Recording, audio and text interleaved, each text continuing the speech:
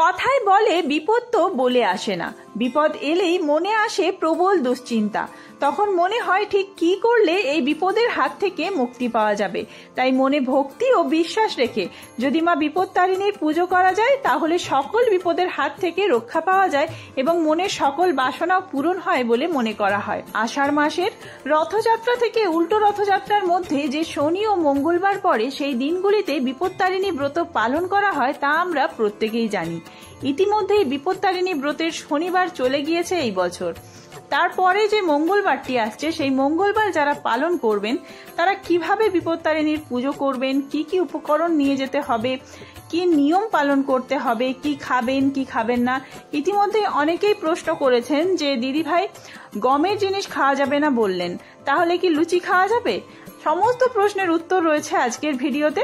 তো চলুন বন্ধুরা আর দেরি না করে ভিডিওটি শুরু করা যাক। যদি আমার চ্যানেলে নতুন হয়ে থাকেন অবশ্যই চ্যানেলটি সাবস্ক্রাইব করে এবং ভিডিওতে একটি লাইক করে শেষ পর্যন্ত সাথে থাকবেন। আশা করি ভিডিওটি আপনাদের জন্য খুবই হেল্পফুল হবে। মা বিপত্তারিণী দেবীর অশেষ কৃপা পেতে কমেন্ট বক্সে লিখুন জয় মা বিপত্তারিণী দেবীর জয়। শাস্ত্র মতে সঠিক নিয়ম মেনে শ্রেষ্ঠ উপাচারে যদি এই বিপত্তারিণী ব্রত পালন করা যায় তাহলে খুব ভালো ফল পাওয়া যায়।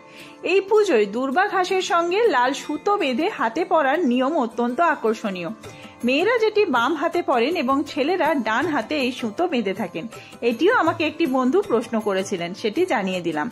মনে করা হয় এই সুতো হাতে বাঁধলে মায়ের কৃপায় সব বিপদের হাত থেকে রক্ষা পাওয়া যায়।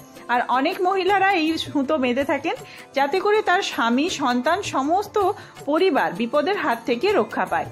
এই পুজোয় ফুল ফল সবকিছুই 13টি করে অর্পণ করার নিয়ম রয়েছে।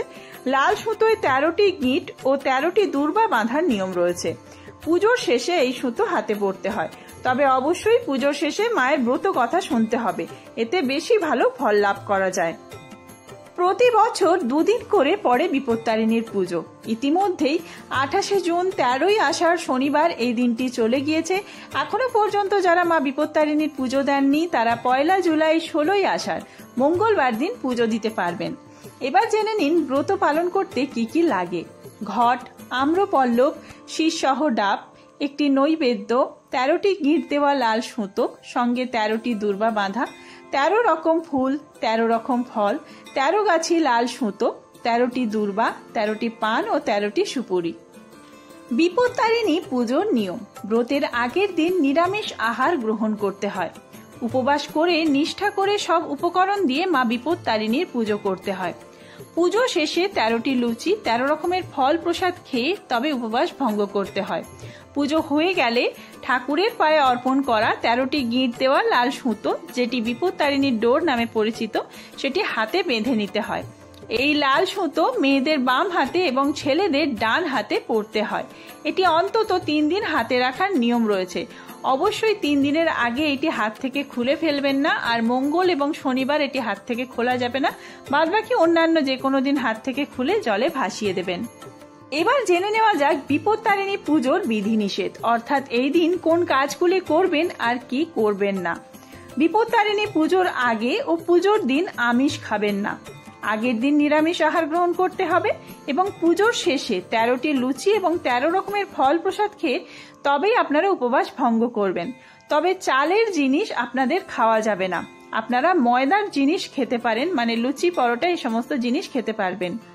তবে পোড়া জিনিস না খাওয়াই ভালো, তাই অনেকেই লুচি খেয়ে থাকেন। অথবা আপনাদের যদি কোনো অসুবিধা থাকে তাহলে সাবু, ফল এই সমস্ত খেয়ে থাকতে পারেন। কোনো অপরিচ্ছন্ন স্থানে বিপত্তারিণীর পুজো করবেন না, নয়তো ঘরের সুখ ও শান্তি নষ্ট হতে পারে।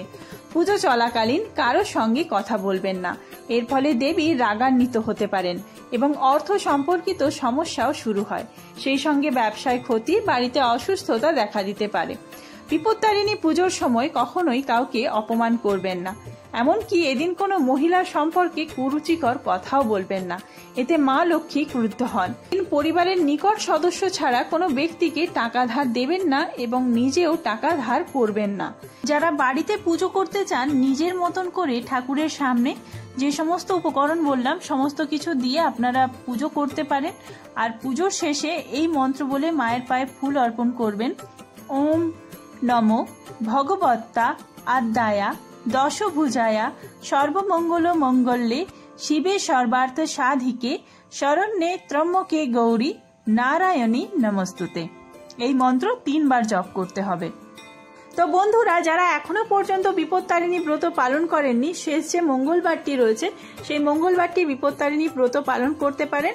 আর আপনাদের বাড়ির কোনো পুরুষ মানে সন্তান বা স্বামী যদি বিপত্তারিণীর ডোর বাঁধতে অসুবিধা বোধ করেন, তাহলে আপনি নিজে পড়তে পারেন। এতেও আপনার পরিবার বিপদের হাত থেকে রক্ষা পাবে। খুব তাড়াতাড়ি গুরু পূর্ণিমার ভিডিও নিয়ে আসছি। সেই গুরু পূর্ণিমার ভিডিও দেখার জন্য অবশ্যই চ্যানেলটি সাবস্ক্রাইব করে সাথে থাকবেন এবং এই ভিডিওটি যদি হেল্পফুল হয়ে থাকে বন্ধুদের মধ্যে অনেক অনেক বেশি শেয়ার করবেন। ধন্যবাদ।